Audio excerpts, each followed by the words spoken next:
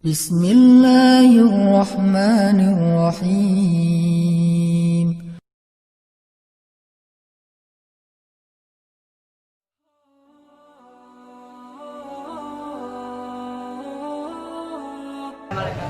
Bismillahirrahmanirrahim. Assalamualaikum warahmatullahi wabarakatuh. Waalaikumsalam warahmatullahi wabarakatuh. Alhamdulillahirabbil alamin. Alhamdulillahilladzi arsala rasulahu bil huda wa dinil haq liyudhhirahu 'ala dini kullihi wa kafaa billahi shahida. Asyhadu an la ilaha illallah wahdahu la syarika lah. Lahul mulku wa lahul hamdu wa huwa 'ala kulli syai'in qadir. Wa asyhadu anna Muhammadan 'abduhu wa rasuluhu la nabiyya ba'dahu. Alladzi la yantiqu 'anil hawa in huwa illa wahyun yuha. Allahumma shalli wa sallim wa barik 'ala sayyidina Muhammadin kama dzakarahu dzakiruna al-akhyar. Wa shalli wa sallim wa barik 'ala sayyidina wa habibina Muhammadin makhtalafa al-lail wan nahar. Wa shalli wa sallim wa barik 'ala sayyidina wa habibina wa maulana Muhammadin wa 'ala al-muhajirina wal ansar. Amma ba'd. Teman-teman sekalian yang dirahmati Allah Subhanahu wa taala, saya jadi grogi. Ini salah satu bukti kebesaran Allah yang Allah tunjukkan kepada kita. Kalau Allah mau, Allah bisa menggerakkan hati 4.000 pemuda serentak dari berbagai macam penjuru kota Surabaya, bahkan mungkin kabupaten sekitarnya. Ada yang dari Malang mungkin, dan saya tadi dapat kabar ada teman-teman dari Kediri juga, ada yang dari Jombang, ada yang dari Tuban, saya maksudnya, ada yang dari Pacitan, jauh-jauh ya. Allah Maha Kuasa menggerakkan hati hamba-hambanya serentak untuk satu hal yang sebetulnya bisa aja Allah ganti dengan hal yang lain. Bukan karena Hanan Ataki, sama sekali enggak. Saya ngerasa kayak enggak pantas banget untuk dijadikan sebagai magnet bertemunya ribuan pecinta agama Allah Subhanahu wa taala. Sangat enggak pantas. Bukan juga karena panitia, bukan karena lokasi yang strategis, bukan karena apapun, tapi karena Allah menggerakkan hati sekaligus 4.000 lebih anak muda di satu waktu yang sama. Dan ini jadi bukti teman-teman, kalau 4.000 hati aja Allah gerakkan dengan cara yang sangat mudah, apalagi cuma satu hati untuk datang ke rumah kita ngelamar.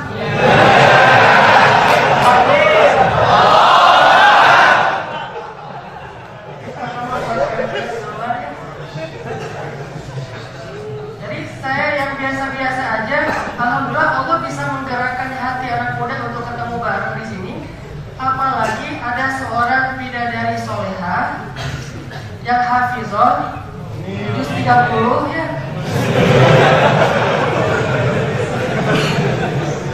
yang setiap malam itu curhat sama Allah. Ketika Allah turun ke langit dunia, dia menjadi salah satu hamba yang selalu ada dan selalu meminta kepada Allah. Mudah banget buat Allah ngegerakin cuma satu hati doang.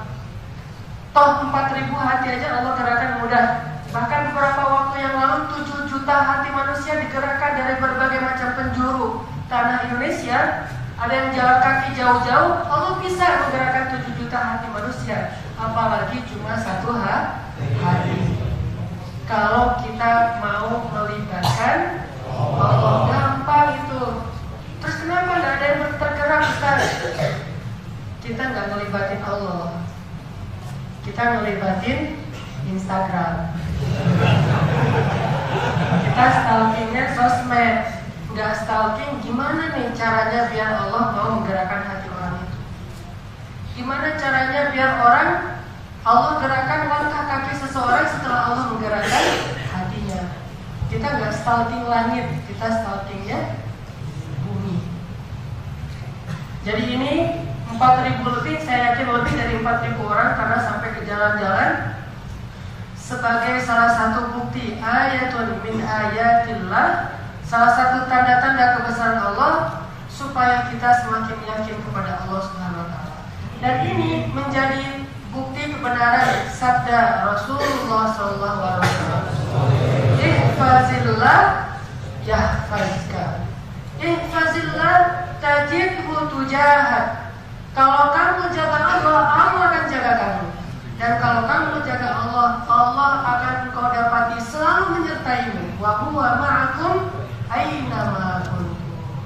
Kalau manusia semuanya berkumpul pengen mencelakai kamu, kata Nabi kepada Ibnu Abbas, mereka gak bakalan bisa mencelakai kamu kecuali jika Allah mengizinkan. Begitu juga sebaliknya. Jadi mudah banget bagi Allah Subhanahu wa taala. Menggerakkan hati itu mudah. Yang tadinya benci banget tiba-tiba jadi cinta. Begitu juga sebaliknya, dan itu kisah yang bukan cuma ada di sinetron. Pernah ngalamin kan? Pernah ngerasa tiba-tiba kok jadi sayang sama seseorang yang tadinya kita benci banget?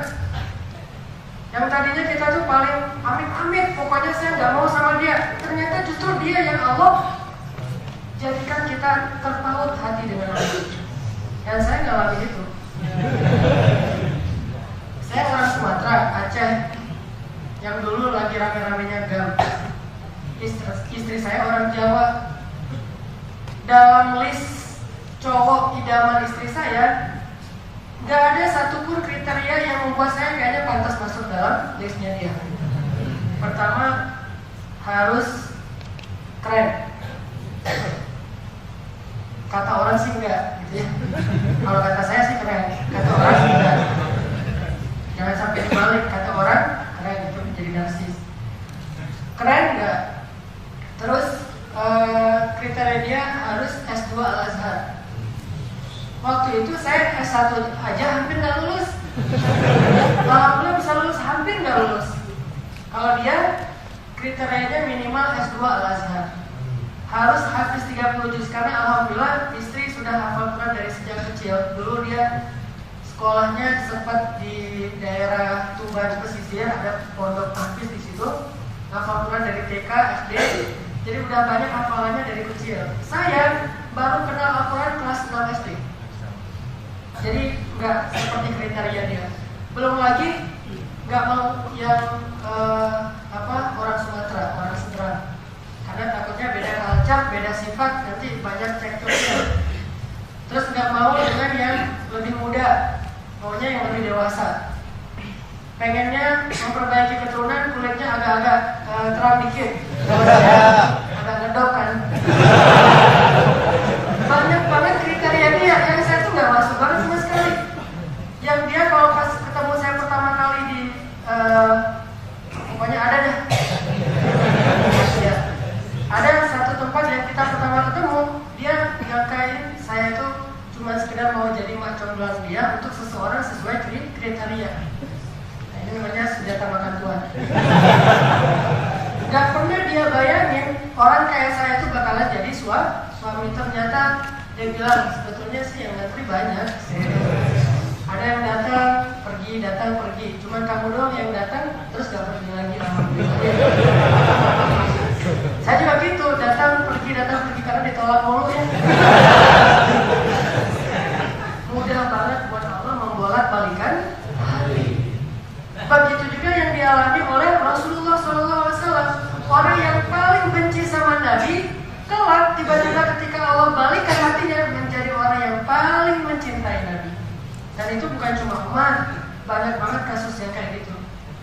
Ada seorang laki-laki yang pengen banget bunuh Nabi, terus ditangkap sama para sahabat, diikat di tiang masjid. Dulu masjid, penjara, Baitul Mal, masjid, kantor yang satu one stop living gitu. Diikat di tiang masjid. Setiap kali Nabi datang ke masjid, Nabi kayak salam ke dia gitu, assalamualaikum gitu. Gimana kabar kamu? Nggak tahu lagi diikat tanya kabar gitu. Namanya masih marah gitu.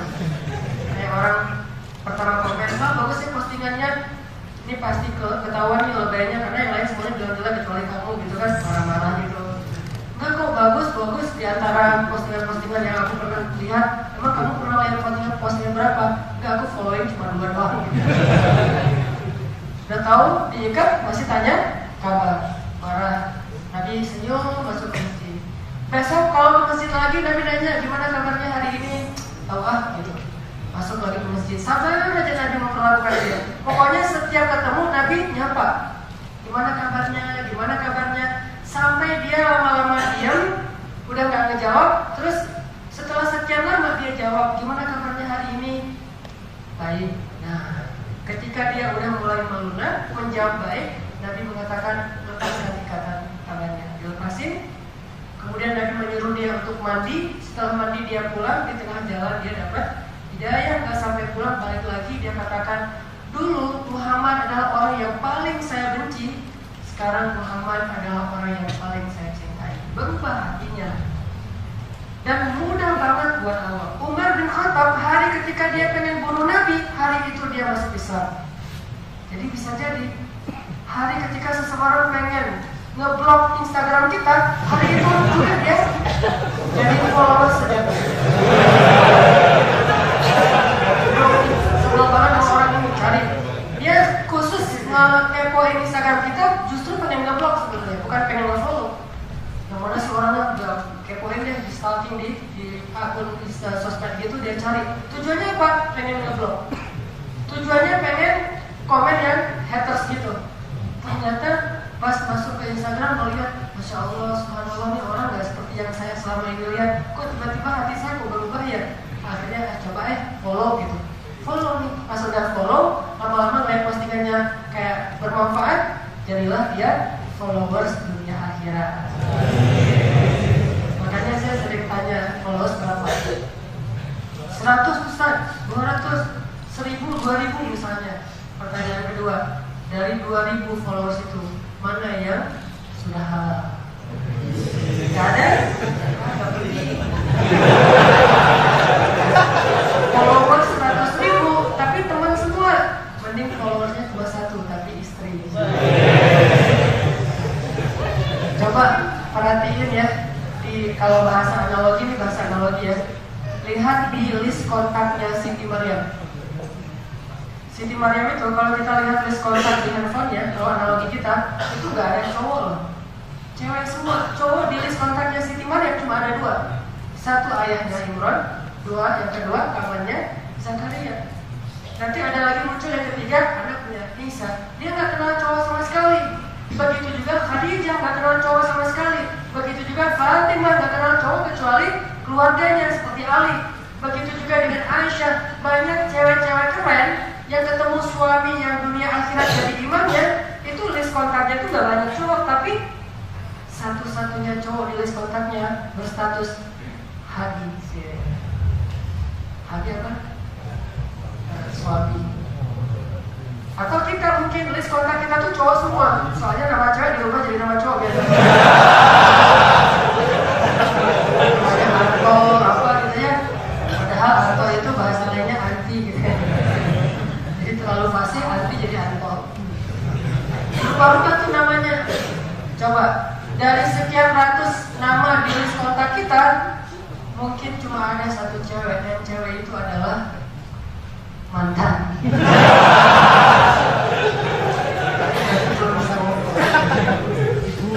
Ini ngomong apa ya? Yang saya pengen nyampein pesan moral of story-nya teman-teman, bahwa mudah banget buat Allah menggerakkan hati hamba-hambanya. Dan malam ini menjadi salah satu bukti bahwa itu mudah bagi Allah Subhanahu wa taala. Tinggal kita mengangkat kedua tangan kita, melihat ke langit. Walaupun Allah tidak bertempat secara ilmu akidah, tetapi itu hanya isyarat penghambaan kita. Lalu kita katakan, ya Rabbi, selesai sudah masalah. Apapun masalah kita tuh gak perlu hafal nomor telepon Allah. Nomor telepon Allah belum bisa. Gak perlu. Allah kita nyebut namanya keliru aja tetap bermakna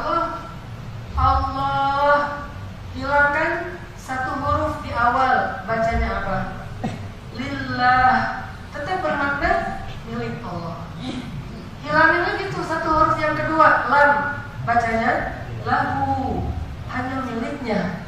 Tetap Allah. Hilangin lagi tuh lam yang ketiga, bacanya hu, dia satu-satunya.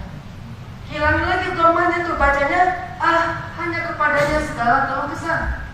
Itu ismul jalalah, nama yang paling mulia Allah. Gimana pun di otak atik tetap maknanya Allah. Coba kalau nama kita diganti satu huruf, aneh kan? Aneh.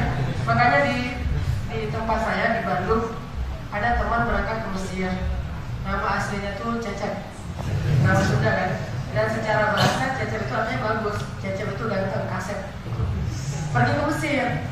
Ismail, nama kamu siapa? Cecep. Orang Mesir bingung gimana cara baca C, karena gak ada huruf C dan E di dalam bahasa Arab, kecuali qiraah sabah gitu kan, udah ahli Al-Quran banget. Cecep, Zaid bin Arab, gimana cara bacanya? Ya udah ganti aja C jadi shin, bacanya ship.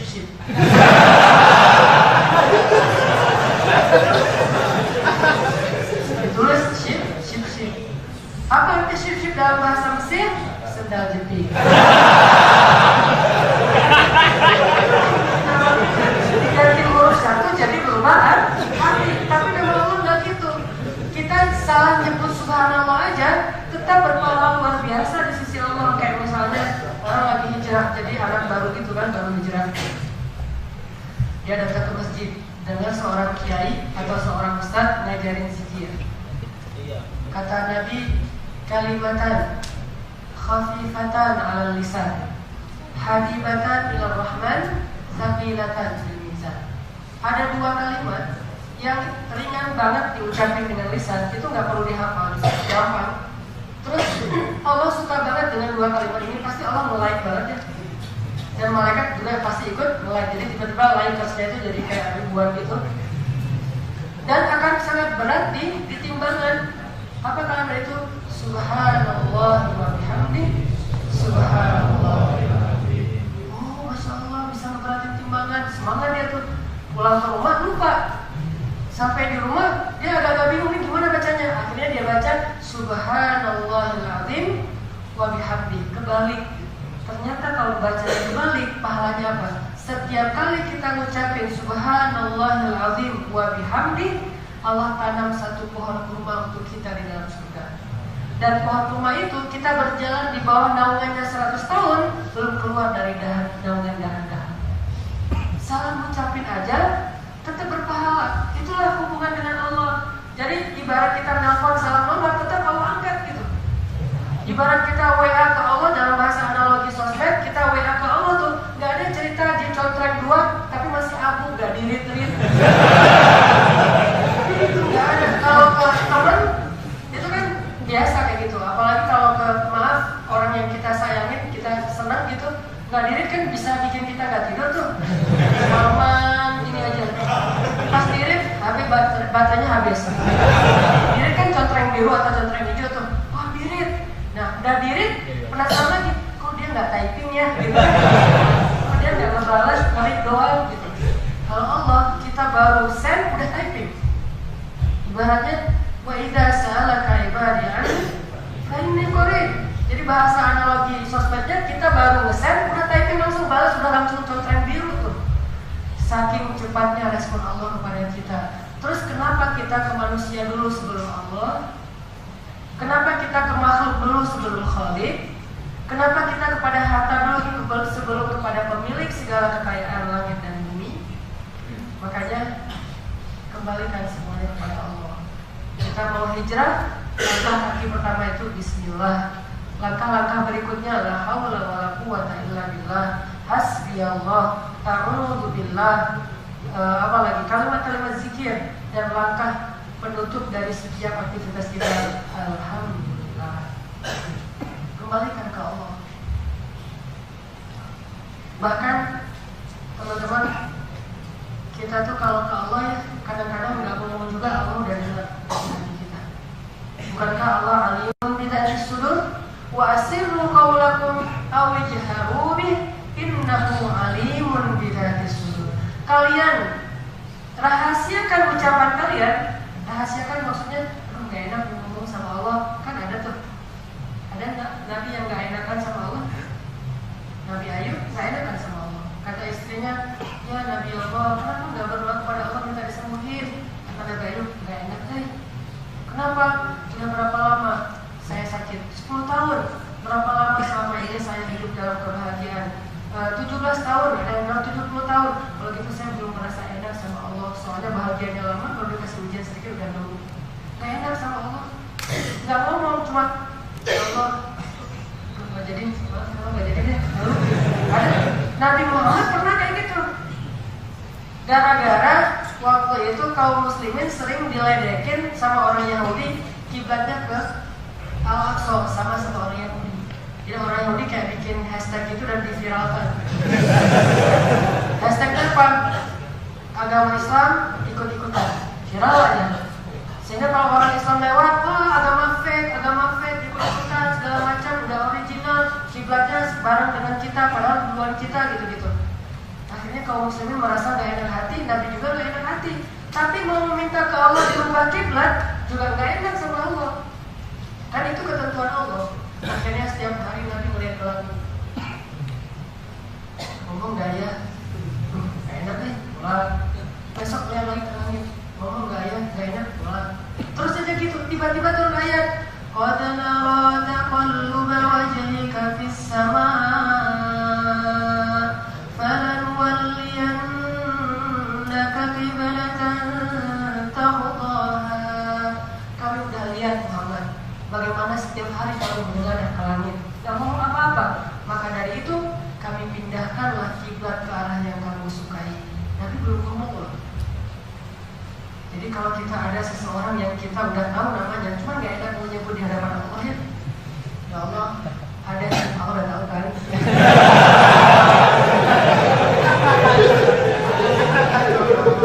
Yang tadi ya Allah, yang di kampus, saya nggak tahu dia jurusan apa. Atau bahkan kadang-kadang kita nggak tahu namanya, Allah yang tahu namanya. Jadi Allah yang menetapkan dia untuk kita atau bukan. Teman-teman, by the way nih, waktu kecil suka nggak? Atau saya doang yang kayak gini, tulis nama kita sama nama seseorang di papan tulis gitu kan? Itu kan udah jadi perannya anak kecil ya, tulis di papan tulis, terus di bangku, di meja, sampai di buku gitu tulis. Jangan-jangan kalau nggak ngerti pelajaran dari guru, daripada merhatiin papan tulis, mending coret-coret, tiba-tiba jadi kaligrafi bagus nama dia seperti. Yang lebih hebat lagi orang Indonesia bukan cuma kebiasaan nulis di dinding, papan tulis, meja, bangku, bahkan nulisnya di Jabal Rahmah. Kalau kita pergi ke Arab tuh, di Jabal Rahmah nama paling banyak itu nama Indonesia. Paling banyak nama Indonesia, jarang ada nama Arab tuh. Mahmud, Ahmad tuh jarang. Rata-rata nama kita Budi atau siapa, Wati, Budi dan Wati pergi sekolah gitu. Pasti nama Indonesia. Begitulah Allah menulis nama kita dengan nama pasangan kita di lembaran mahfuz yang terjaga, yang kita kenal dari istilah lauhul mahfuz. Allah tulis di sana. Nah, hubungannya apa? Kadang-kadang kita nggak usah ngomong, atau kita bahkan nggak tahu siapa yang tapi kayaknya ngerasa banget ada yang ngeklik gitu di hati. Soalnya kita siapa aja pasti ngeklik. Ya, ngeklik sehari ngeklik sampai 100 kali ngeklik aja terjadi. Ini kayak ngeklik banget nih di hati nih. Udah nggak usah stalking namanya siapa, akunnya apa, tinggal di mana. Bukankah Allah tahu segala sesuatu tentang dia? Tahu masa lalunya, tahu masa depannya, tahu dia tinggal di mana, tahu segala hal tentang dia. Minta aja sama Allah, ya Allah yang tadi tuh. Udah gitu dong. Kalau memang itu kebaikan untuk kita, maka Allah mudahkan. Tiba-tiba nggak sengaja, ya standar lah di film Korea gitu kan, ada yang tabrakan terus jatuh barang, atau ada yang ketinggalan apa, kayak India gitu, terus ketinggalan kartu nama, jatuh dompet, apa segala macam lah, pokoknya standar lah, nggak disetting sama kita sih, walaupun kadang-kadang kita setting juga. Kayak saya men-setting salah ngambil makanan pas lagi beli kebab kayak gitu. Mas, itu punya saya? Enggak, punya saya. Jadi wajahnya wajah juta gitu, kayak nggak tertarik gitu kan. Punya saya? Enggak punya saya. Coba lihat aja isinya. Lihat aja. Tuh kan benar punya saya. Oh iya ya. Nama Neng siapa?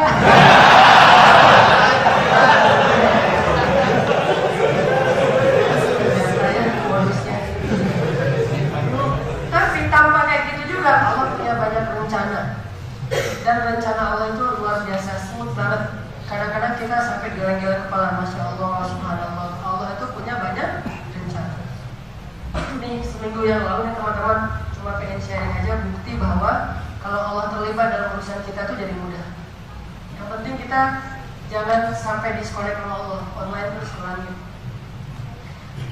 Seminggu yang lalu, pas saya lagi ada acara rapat gitu di Markas Pemuda Hijrah di Bandung, lagi capek jadi saya nggak mikir sendiri, naik online, kendaraan online gitu kayak ojek online. Pas pulangnya saya pesan ojek online. Waktu itu di Masjid Pemuda Hijrah saya ngimamin sholat zuhur sama asar pakai baju biasa, nggak pakai baju ceramah. Bagi saya mah ceramah dan biasa sama aja sih, pakai baju biasa gitu. Nah, pas mau pulang sore hari jam 4:30 habis sholat asar, saya pesan lagi order ojek online. Dia ambil sama yang drivernya naik motor berdua. Di tengah jalan dia nanya, Mas, nama Masjid Pemuda Hijrah itu Masjid Al-Latif kan di Bandung. Mas sering ke Masjid Al-Latif? Ya lumayan. Suka ikut talim juga di situ, sesekali. Maksudnya kan seminggu sekali, berarti sesekali. Sama dong, saya juga suka. Itu bagus banget masjidnya, rame banget loh. Ada tuh anak muda namanya Muzamil, bener nggak Mas? Oh iya, saya juga tahu. Muzamil. Tapi ada satu lagi tuh, kayaknya gurunya, saya lupa namanya siapa ya, itu yang satu lagi yang sering ceramah, yang imamin juga kayak Muzamil. Siapa Pak? Siapa ya? Apa gitu? Oh iya, Ana. Iya, saya juga tahu.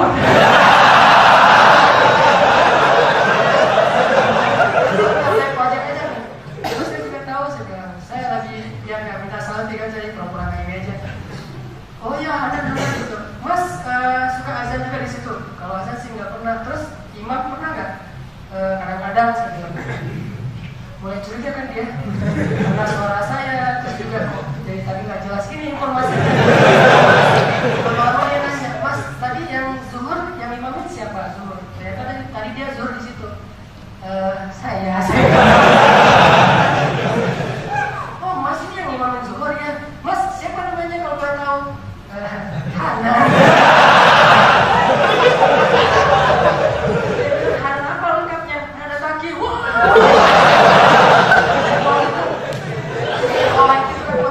Itu enggak kayak F1 gitu. Ternyata Ustaz Hana ini segala macam. Alhamdulillah Ustaz, benar ya Allah luar biasa. Udah sebulan ini saya salawatan terus, minta ya Allah kapan bisa ketemu Ustaz Hana. Terus salawat Allahumma sholli ala sayyidina Muhammad, ya Allah pengen ketemu Ustaz Hana. Bukan saya orang soleh, dia yang soleh. Cuman masih belum boleh. Masih sendiri gitu. Kurang salawat untuk calonnya kali, dia salawatnya ke saya dulu.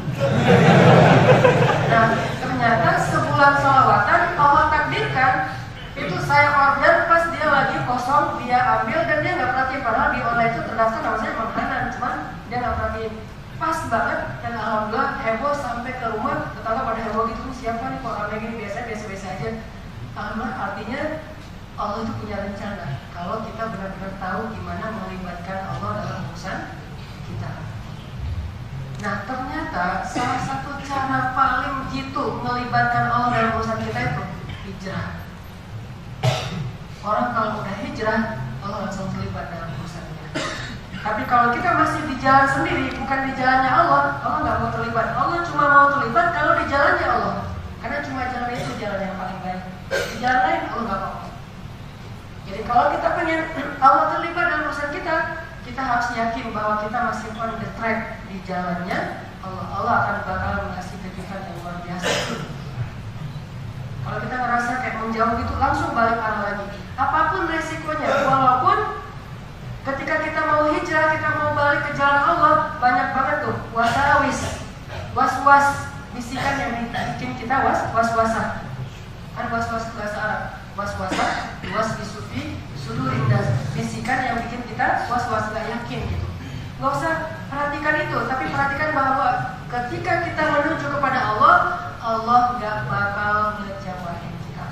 Satu-satunya yang gak ngecewain ketika kita datang kepada Dia hanyalah Allah SWT. Yang lain, walaupun dia udah berusaha memuaskan kita, kadang-kadang kecewa juga.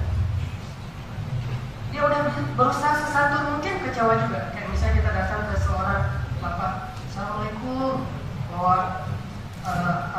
jeruk, segala macam buah-buahan kita bawa. Assalamualaikum, waalaikumsalam. Itu rempong gitu kan. Dibukain pintu, oh maaf, buahan banyak di rumah jadi nggak akan beli. Dikirain kita jualan buah-buahan. Pak, saya mau bertamu, oh masya Allah, silakan masuk. Nah gitu ngobrol, Pak saya nama saya kenalin dulu, dan itu ngobrol panjang lebar, ujung-ujungnya saya pengen melamar anak bapak. Dia pasti menjaga banget perasaan kita. Ditambah lagi tadi kan udah bawa buah banyak tuh, dijaga perasaan kita. Dia ngomongnya bukan apa-apa. Kalau saya sih terserah anaknya. Cuman mungkin dia sekarang dia masih harus lulus kuliah dulu, masih harus kerja dulu, segala macam alasan-alasan untuk nolak. Tetap aja kita kecewa. Pak kalau gitu ngomong dari awal biar saya bawa pulang lagi tuh buah-buahan. Makhluk sebaik apapun dia mengecewakan kita itu sangat mungkin, sebaik apapun. Tapi Allah nggak mungkin ngecewain hamba.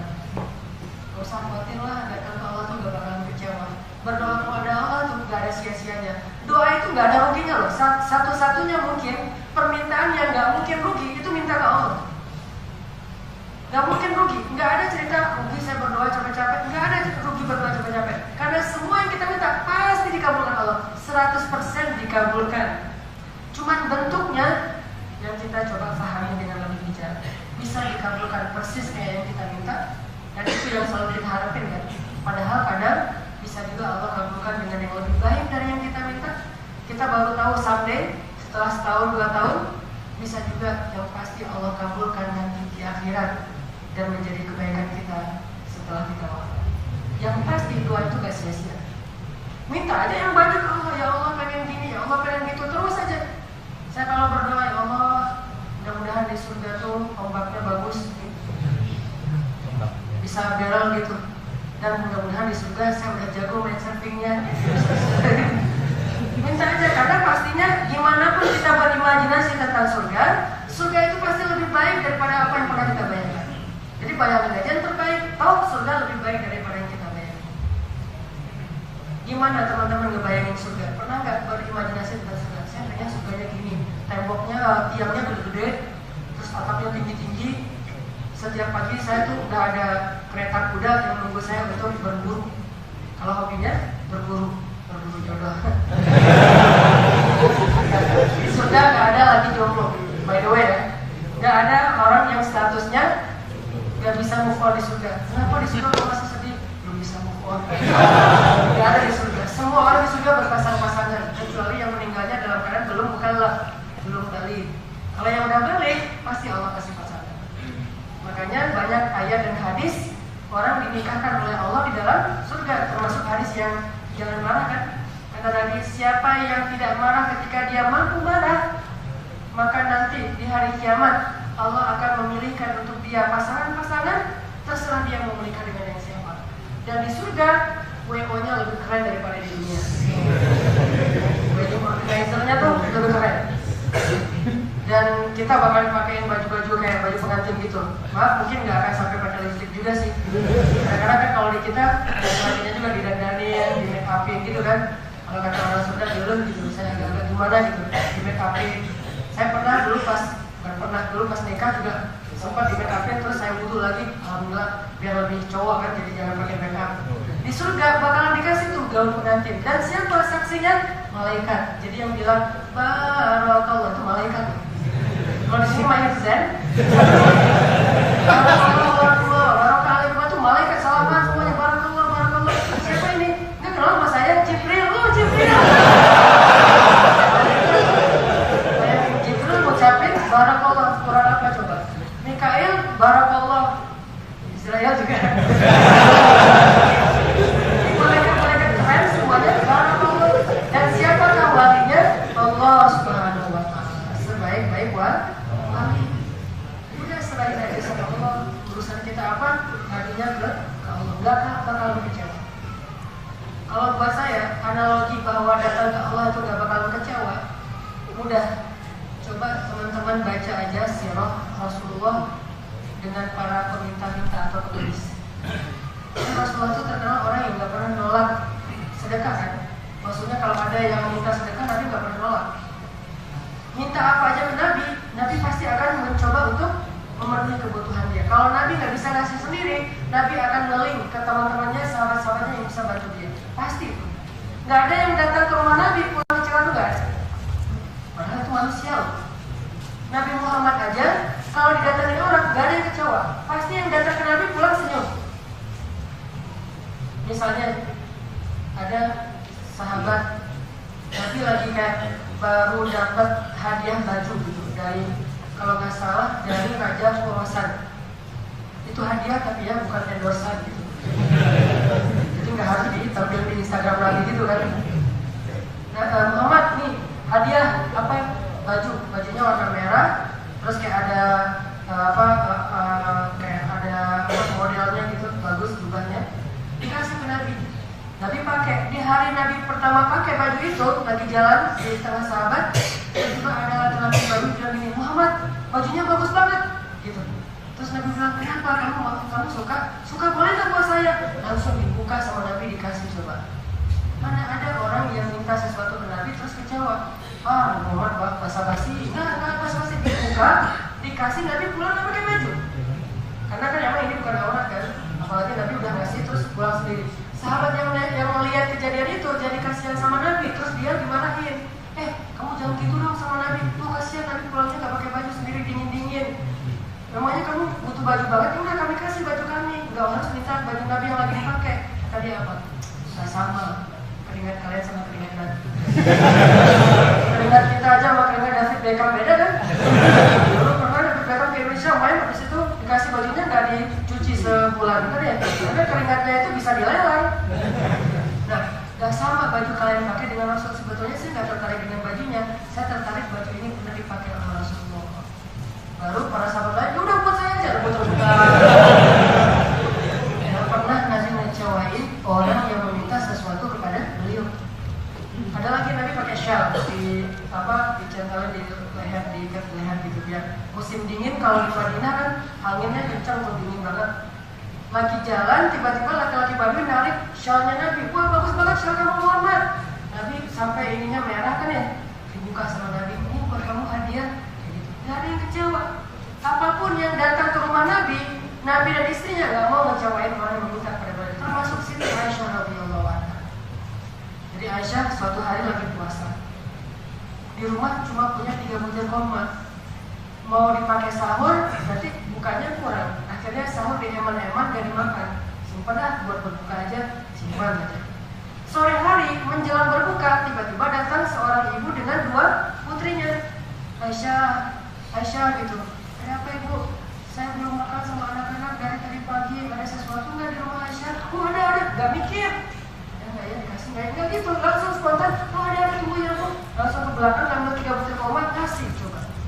Mana ada yang datang ke rumah Nabi pulang kecewa? Udah ngasih, terus ibu ini ngasih ke anaknya satu-satu dimakan, habis di satu lagi dibelah-belah dikasih ke anaknya, akhirnya dia nggak makan. Pulang aja. Pas Nabi datang ke rumah, Aisyah cerita, tadi ada ibu, subhanallah, dia belum makan dari pagi, saya kasih kurma 3 butir, udah gitu dikasih ke anaknya 1,5 butir, jadi ibu itu nggak makan apa-apa. Masya Allah ya, luar biasa. Aisyah memuji, ibu itu nggak muji diri sendiri ya. Padahal kan Aisyah yang paling berkorban kan, dan itu bukan siapa-siapanya Aisyah, sedangkan ibu itu ke anaknya sendiri. Lihat Aisyah ikhlasnya, dewasanya Aisyah. Subhanallahnya ibu itu, kata Nabi, tidaklah seseorang seperti ibu itu kecuali Allah jaminkan surga. Tapi ngomong nggak, Aisyah kamu hebat enggak? Subhanallah, Aisyah sabar aja. Nabi, kok ibu itu doang yang dipuji, saya gimana? Saya bapak itu jatah buka puasa saya loh, nggak bakal tahu panjang kan ya? Coba. Artinya memang gak ada yang kecewa datang ke Rasul.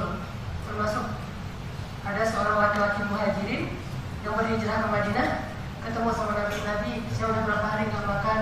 Oh, yaudah, datang aja ke rumah istri-istri saya, mudah-mudahan ada makanan di rumahnya.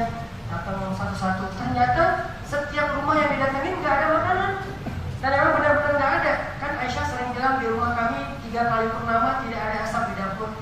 3 kali bulan purnama, artinya 3 bulan berturut-turut gak ada asap di dapur, gak ada yang bisa dimasak. Akhirnya balik lagi itu masjid karena gak dapat makanan. Kata Nabi, udah dapat? Kata orang itu, gak ada ya Rasul, di rumah Rasul gak ada apa-apa. Oh ya udah, sebentar. Nabi keliling ke rumah sahabat. Siapa yang bisa bantu saudara saya? Jadi Nabi yang repot gitu coba. Nabi aja kayak gini, gimana Allah coba? Gak ada orang yang datang ke Allah terus Allah bilang gak ada, pulang aja, besok Nabi datang. Gak ada kayak gitu. Nabi aja yang penuh dengan keterbatasan mau repot demi untuk membahagiakan dan memuaskan orang yang datang pada beliau. Padahal itu makhluk loh, apalagi Khalik yang semua sifat mulia itu berasal dari Allah Subhanahu wa Ta'ala.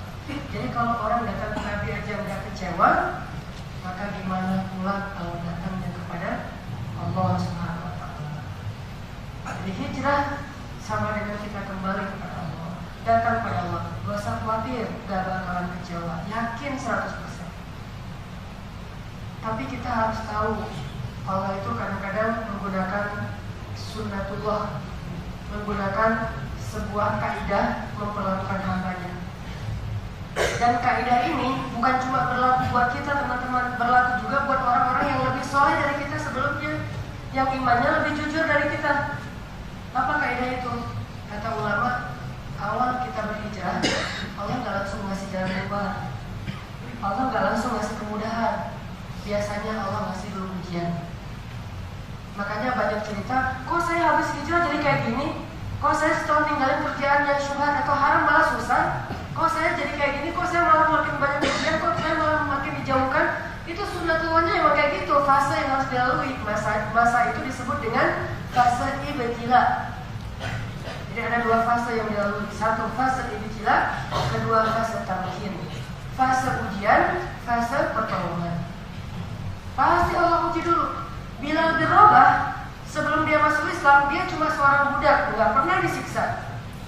Paling pahit, dia cuma disuruh ngurus hewan, tinggal di kandang ternaknya, makan makanan yang sama dengan ternak. Paling pahit kehidupannya kayak gitu, nggak ada yang lebih dari itu. Tapi sejak Bilal masuk Islam, malah dia ditindih dengan batu panas, dia dicambuk, dia dikuliti. Bilal itu dihabis-habisin sama Umayyah bin Khalaf. Belum lagi nanti ada nama Khabab bin Ars yang dibakar hidup-hidup. Belum lagi Sumayyah, Yasir, Ammar, banyak nama-nama besar, Zindairah, sahabat-sahabat yang justru setelah hijrah malah dapat masalah. Kayak gitulah sunnatullah. Jadi bukan kita doang yang ngalamin kayak gitu-gituan. Sahabat Nabi yang lebih mulia dari kita, yang imannya lebih jujur dari kita, yang azamnya lebih kuat dari kita, itu dipuji juga sama Allah. Memang kayak gitu sunnatullah. Sehingga jangan suuzon kalau kita baru hijrah terus dapat ujian. Mending saya balik lagi aja kayak dulu. Ternyata Allah nggak ridho saya hijrah nih. Capek-capek saya hijrah, apa yang saya dapatkan dari Allah? Allah nggak ridho kalau kayak gini. Jangan. Karena fase itu fase yang dilalui oleh semua orang-orang soleh yang Allah cintai. Bukankah Nabi mengatakan, Inna asyaddan nasi bala'an al-anbiya thumma sholihun thumma al-amsal fal-amsal. Orang yang paling banyak diuji itu justru para nabi, kemudian orang soleh dan yang serupa dengannya dan serupa dengannya. Tapi ujian itu bukan selamanya sampai akhir hayat kita. Ujian itu hanya Allah pengen lihat apakah kita serius dalam perubahan dan hijrah atau kita hanya main-main. Alif Lam Mim. Ahasiban nasu an yutraku an yaqulu amanna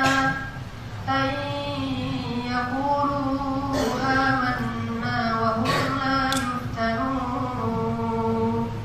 Apakah manusia mengira akan dibiarin aja? Dia mengatakan kami telah beriman sementara tidak diuji lagi. Dari Allah, kalau kita mulai berikrar, saya beriman, asyhadu an la ilaha illallah, saya pengen hijrah, saya pengen taubat, maka hal yang pertama yang Allah munculkan dalam hidup kita, Allah uji dulu. Gimana ujiannya? Bisa massathumul ba'sa wad-dharra wa zulzilu hatta yaqula ar-rasul walladzina amanu ma'ah mata nasrullah. 3 ujian yang kita mungkin akan mengalami salah satunya atau 3-tiganya. Ba'sa, ujian fisik. Ujian fisik buat kita mungkin capek, lelah, letih, sakit, fisik. Kalau sahabat dulu fisiknya disiksa. Alhamdulillah kita hidup di negeri yang tidak seperti Suriah, tidak seperti Palestina. Apalagi Palestina hari ini kan tidak seperti Irak, tidak seperti Yaman, dan bahkan tidak seperti Somalia dan Rohingya. Jauh lebih ringan ujian fisik kita. Cuma lelah doang, lelah mencari rezeki yang halal, lelah mencari jodoh yang halal. Balik lagi. Lelah mencari ilmu, lelah belajar agama, lelah berikhtiar, lelah untuk ibadah. Cuma lelah doang ujian fisik kita. Gak sampai dibakar hidup seperti di Rohingya, terkantung-kantung di tengah lautan dan segala macam. Gak gitu-gitu amat. Berarti harusnya kita lebih tough daripada mereka, bisa lebih survive daripada mereka. Atau ujian kita jauh lebih ringan dibandingkan mereka. Nah itu sudah janji Allah untuk orang yang mau berhijrah. Maksa ujian fisik. Kita nggak diuji seperti Nabi Ayub yang tiba-tiba lumpuh, nggak bergerak kecuali lisannya doang. Kita nggak diuji seperti Urwah bin Zubair, adiknya Abdullah bin Zubair. Anak siapa? Zubair.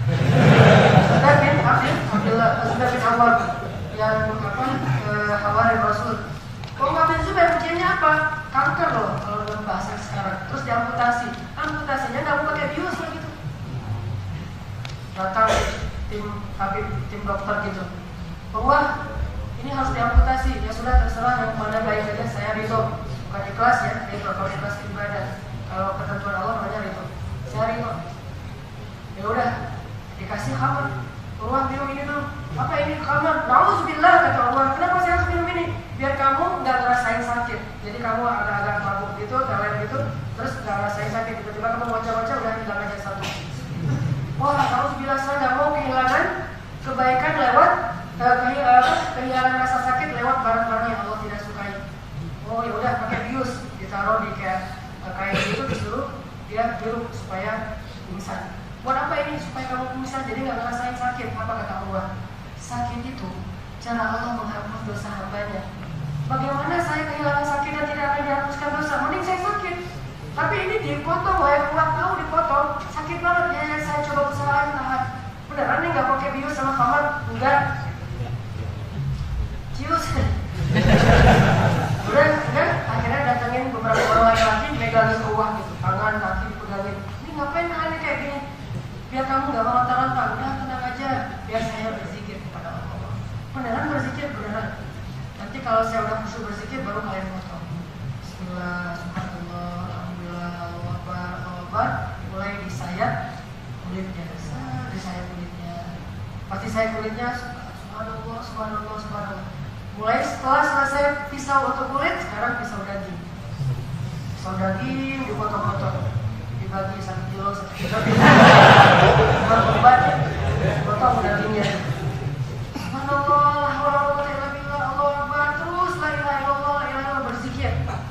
Apakah Allah tidak merasakan sakit? Ngerasain. Bukan tiba-tiba Allah jadi kayak kena bius, nggak ngerasain sakitnya. Cuman zikirnya ngalahin rasa sakit. Sakitnya tetap. Yang paling berat itu sekarang bagian tulang, pakai gergaji besi yang kecil itu kan.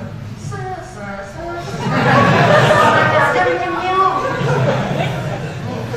Kan ada saraf-saraf tuh di bagian apa tulangnya, pasti sakitnya luar biasa. La ilaha illallah, la ilaha illallah. Udah dipotong tulangnya beres, kakinya udah putus. Allah mengatakan udah selesai, belum berubah step terakhir, menghentikan pendarahan. Gimana caranya? Kamu berzikir aja deh. Ternyata kakinya dicelupin ke minyak yang sedang mendidih. La ilaha illallah, pingsan. Umar juga. Artinya dia rasanya sakit sampai pingsan. Tapi zikir bisa membuat dia bertahan. Kita nggak diuji kayak gitu-gitu amat. Istri saya punya yayasan khusus untuk, karena dia senang dengan aktivitas pasien kanker, dia punya yayasan khusus untuk pasien-pasien kanker yang kurang mampu di Bandung. Dan saya sering datang dan istri, menjemput teman-teman yang sedang diuji oleh Allah dengan penyakit kanker. Itu luar biasa. Teman-teman di Instagram tuh ada namanya Rumah Teduh Sabariin tuh.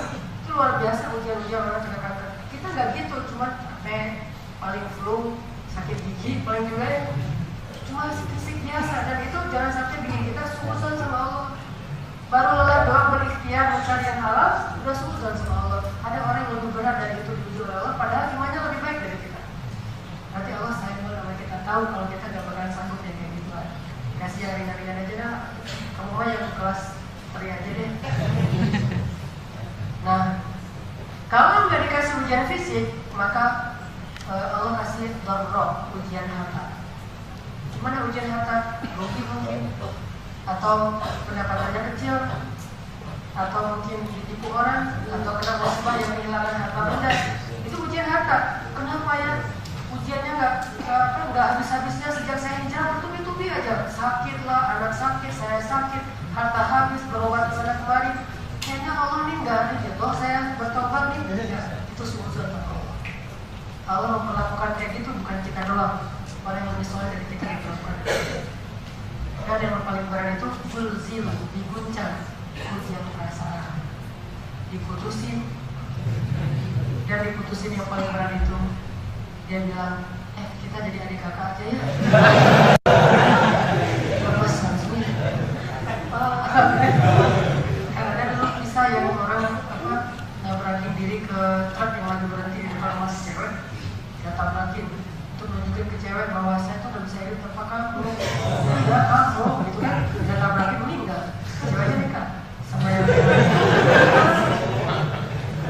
ujian paling berat ini, terutama buat perempuan. Ujian yang paling berat itu perasaan zulzil, diguncang-guncang dengan rasa cemburu, dengan rasa mungkin iri, dengki, hasad segala macam, dengan rasa sakit hati, tergores gara-gara ucapan orang lain, gara-gara komen orang di Instagram akhirnya kita jadi sakit, nggak bisa tidur semalaman, bete dan segala macam. Itu zulzil. Kayak kita baru hijrah, dimusuhin banyak orang. Selama kita tetap menjaga akhlak kepada orang lain, jangan pas dimusuhin senang, jangan. Wah, saya jadi orang yang berubah nih. Jangan kayak gitu modal berpikirnya.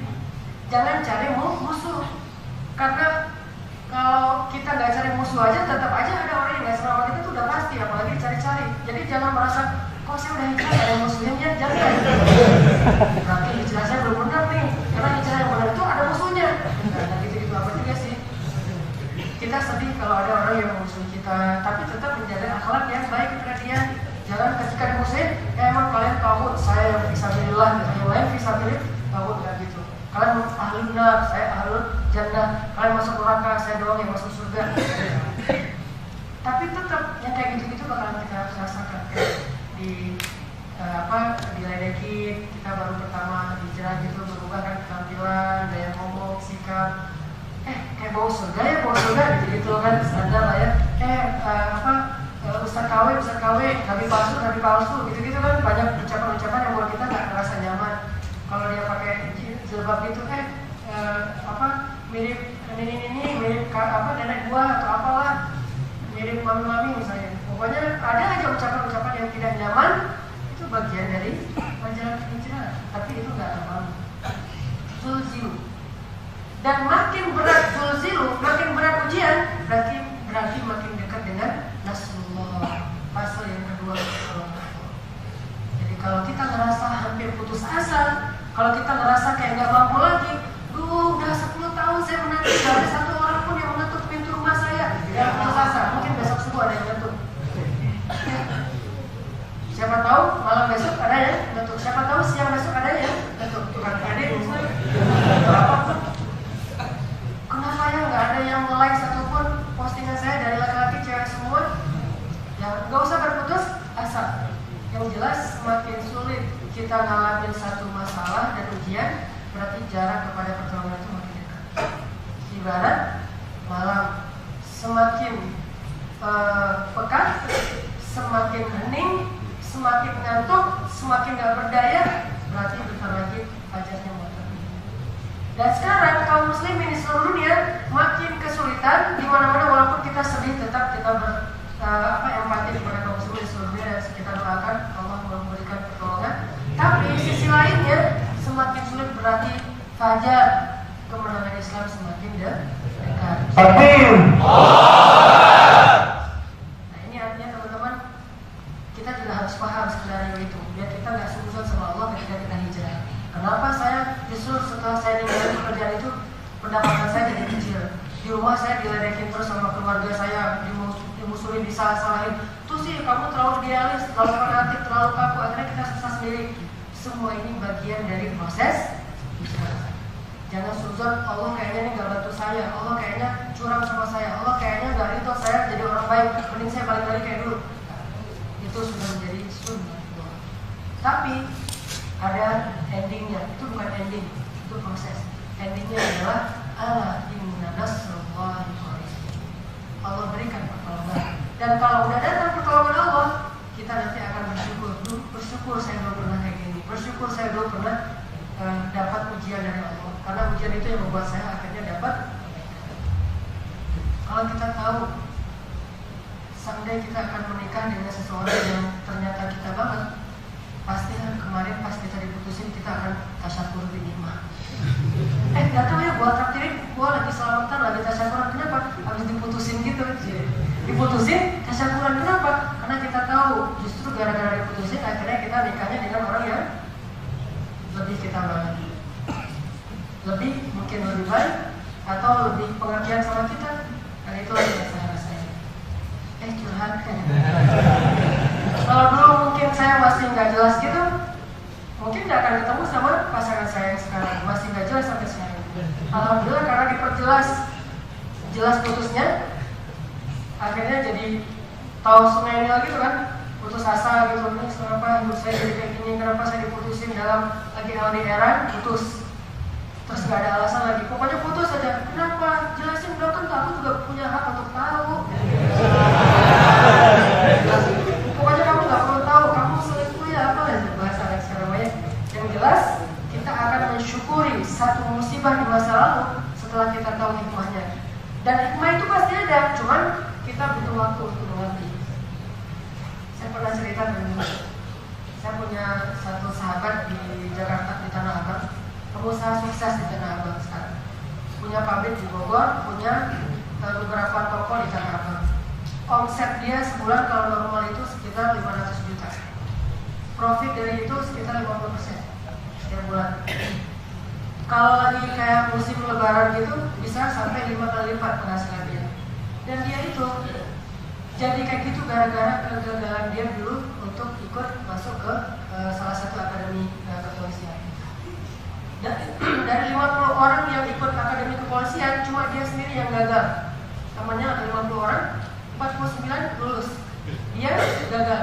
Karena malu pulang ke kampung dalam keadaan gagal di Padang, akhirnya dia hijrah ke Jakarta.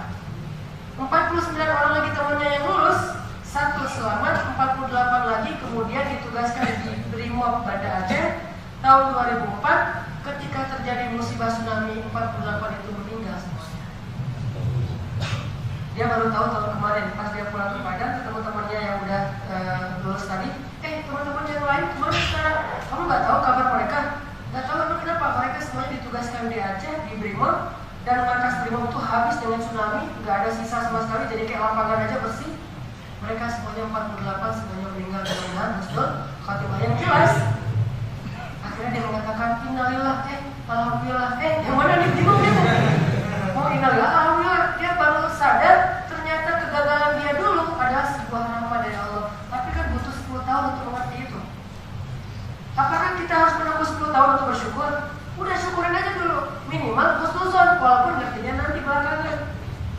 Karena Allah tidak memberikan satu keburukan kepada hambanya sama sekali enggak. Paling-paling yang Allah kasih bukan keburukan, ujian. Yang itu jadi semacam batu loncatan, jembatan buat kita menuju kepada kebaikan. Kebaikan itu yang nanti kita butuh waktu untuk mencapai. Selalu kayak gitu. Makanya teman-teman, ini alur hijrah yang kita coba pahami sehingga akhirnya kita memilih hijrah dengan paham. Bukan memilih hijrah karena tren. Sekarang lagi tren hijrah ikut. Begitu dikasih ujian, khususan sama Allah. Kita berhijrah karena kita paham. Kita berhijrah karena kita mau memilih itu. Kita berhijrah karena kita yakin. Dan itu menjadi modal banget buat kita. Yakin kepada Allah, modal hidup kita. Bukan yakin kepada materi. Kalau buat saya nggak mau menukar apapun dengan doa. Jangan sampai doa kita ditolak sama Allah. Karena itu modal hidup kita. Butuh apa-apa tinggal, ya Allah, gampang kan? Kita punya uang, belum tentu bisa sembuh dari sakit. Tapi Allah bisa menyembuhkan. Kadang-kadang dengan hanya biaya sedikit. Ada orang yang rumah sakit sampai 2 minggu belum tentu sembuh. Artinya jangan pernah tukar keyakinan kita kepada Allah dengan sesuatu yang belum menjamin kehidupan kita. Bahkan kita yang harus menjaga dia. Uang kita yang jaga. Sibuk kan, makin banyak uang makin sibuk menjaga uang kan ya. Mana pernah kita sibuk menjaga Allah. Saya bingung nih, kenapa? Gak tahu nyimpan Allah di mana? Gak ada kan? Nyimpan di bank nanti takut inflasi. Nyimpan di bawah kasur takut pencuri. Gak ada yang kayak gitu. Kita gak jaga Allah. Allah yang jaga kita. Itu cuma bahasa kiasan dari Rasul. Tapi kalau materi makin banyak, makin bikin kita kebingungan untuk menyimpan dan menjaganya. Itu sebagai bukti bahwa materi itu lemah, Allah itu maha kuasa. Mudah-mudahan kita jadi lebih semangat untuk berhijrah, mantap di jalan Allah.